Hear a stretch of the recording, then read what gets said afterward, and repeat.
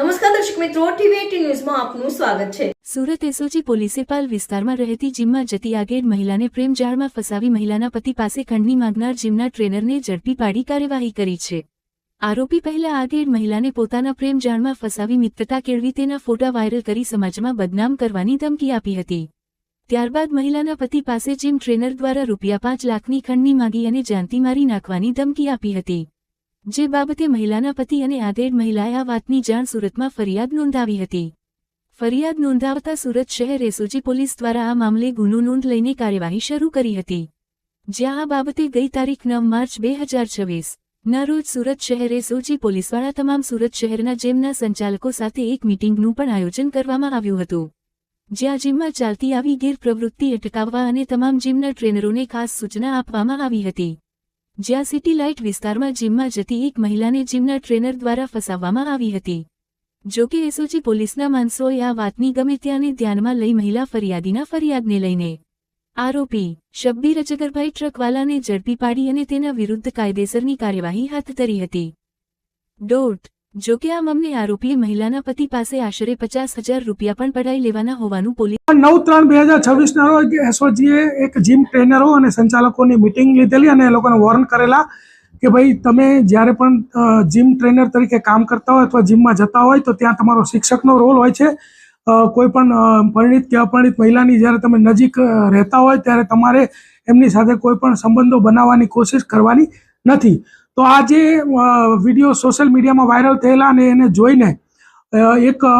પરિણીત જે વ્યક્તિ છે એ પોતે જ આવી પરિસ્થિતિમાંથી પસાર થઈ રહ્યો 7 વર્ષથી તેઓ હેરાન થતા હોય તેઓ અમારો સંપર્ક કરતા એમની જે સ્ટોરી અમે જાણી અને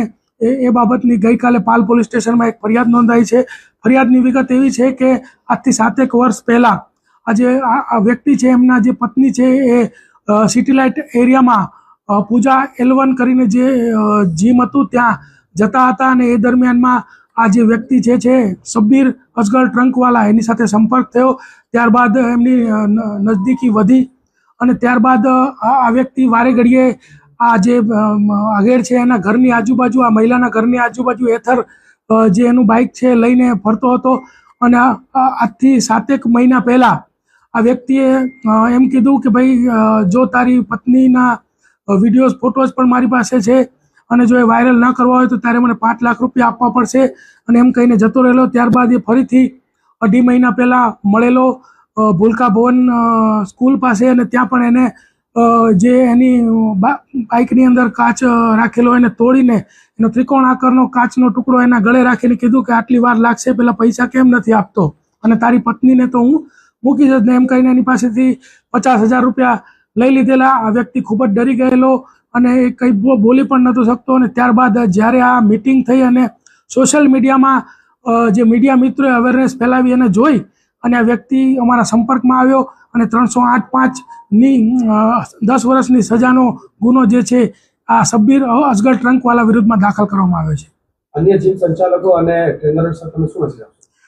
અન્ય જીમ સંચાલકો અને ટ્રેનરોને અગાઉ પણ અમે વોર્નિંગ આપેલી હતી અને હજી પણ અમે વોર્નિંગ આપીએ છીએ કે તમે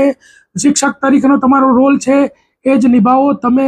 તમારા કોડ ઓફ કન્ડક્ટમાં જ એવું છે કે તમારે કોઈ પણ વ્યક્તિ જે જીમ કરવા આવે છે એની સાથે કોઈ પણ પર્સનલ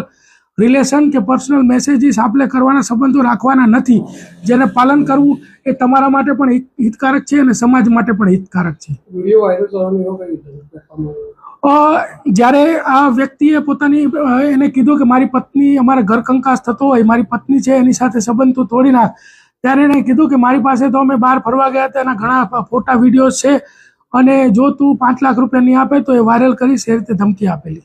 કોઈ મહિલા જો આવી ટ્રેપમાં ફસાઈ હોય તો કોઈ પણ લોકલ પોલીસ સ્ટેશન અથવા તો એસઓજી અથવા તો કોઈ પણ બ્રાન્ચનો સંપર્ક કરશે તો એમને મદદ કરવામાં આવશે, એમને પૂરતી સહાય કરવામાં આવશે અને એમને આ ટ્રેપમાંથી બહાર કાઢવામાં આવશે।